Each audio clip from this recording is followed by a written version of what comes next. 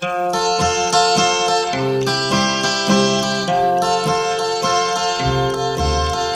lightning express from the depot so grand had started out on its way.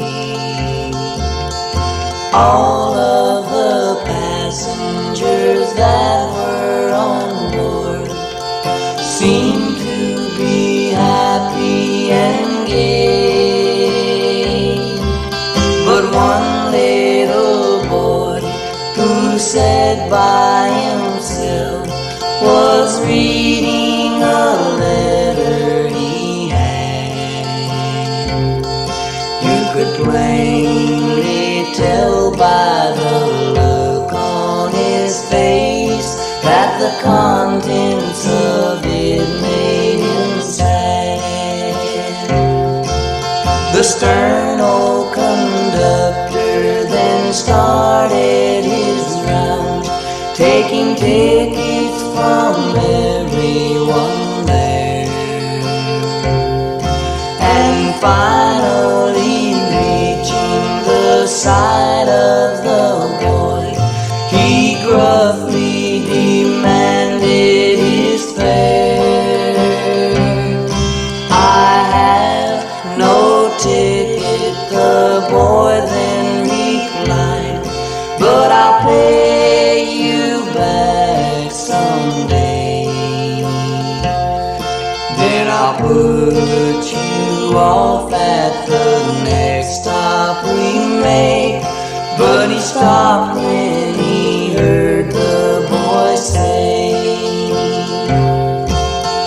"Please, Mr. Conductor, don't put me off of this train. The best friend I have in this world, sir, is waiting for me in pain, expecting to die any moment, sir, and may not live through the day. I wanna reach home and kiss mother goodbye before God takes her away." A girl sitting near was heard to exclaim, "If you put him off, it's a shame."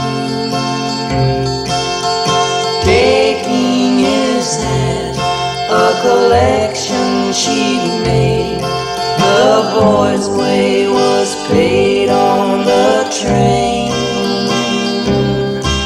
"I'm obliged to you, miss, for your kindness to me. You're welcome," she said, "never fear." Each time the conductor would pass through the car, the boy's words would ring in his ear. "Please, Mr. Conductor, don't put me off of this train.